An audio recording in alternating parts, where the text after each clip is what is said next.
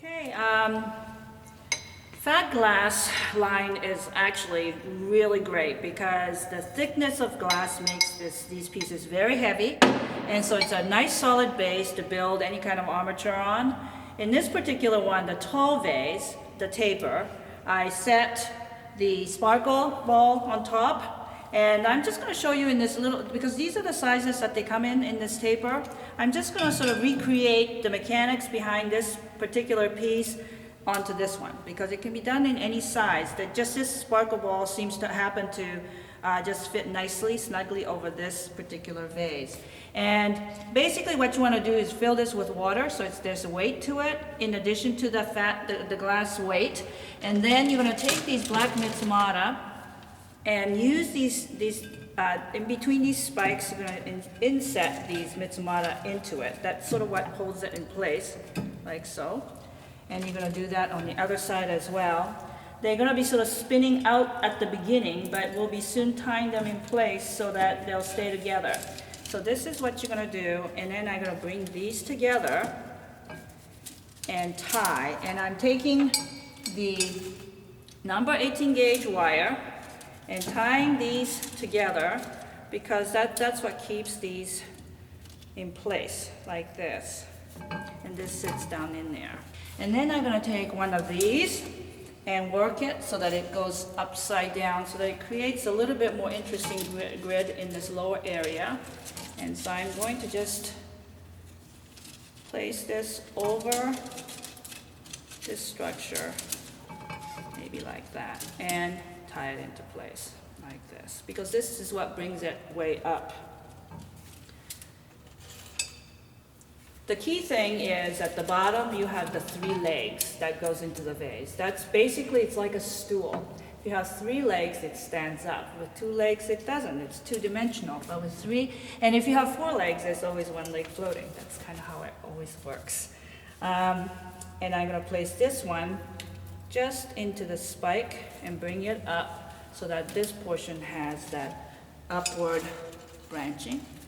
And this way, I have nice strong armature to which I could then add water tubes. That's really sort of the key, is a structure that will hold the vessels that will then contain the flowers.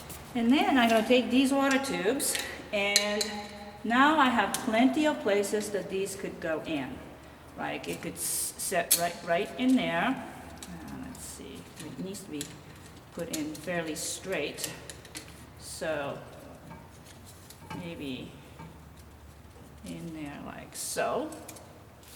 And to secure it, you want to make sure that it holds. So I usually secure it more towards the bottom than on the top, because it's the bottom that could flip out, and we wanted to keep it as upright as possible so it doesn't fall over. So if I tie here, it's going to make it stay in place. Let's see, I think that's going to be okay.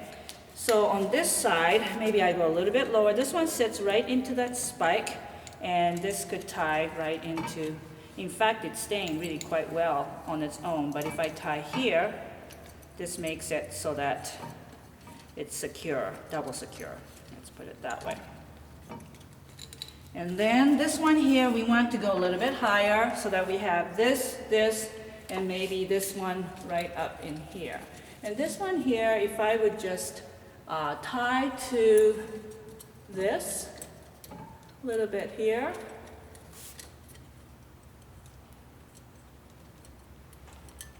And then maybe another one. Let's cut another piece of wire. And this one I want to make sure that it stays nice and solid, so I'm going to tie it here as well in 2 spots. Now all this excess wire, you're just going to clip away, but because it's silver, it ties in very nicely with the finish at the bottom. The sparkle, everything is silver, so it just basically is mechanic that is also decorative.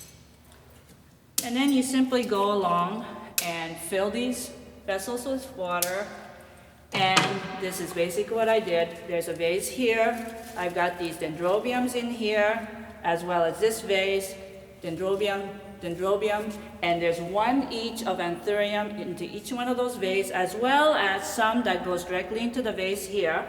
This greenery comes from the vase here, but all the other greenery is, they're hollow, that's split in half, so that it doesn't take up quite as much space in those vases, and they're threaded into from this one to that one, and this one to that one, so that it's crisscrossing. And this is really basically the kind of mechanic that's behind this, to create that.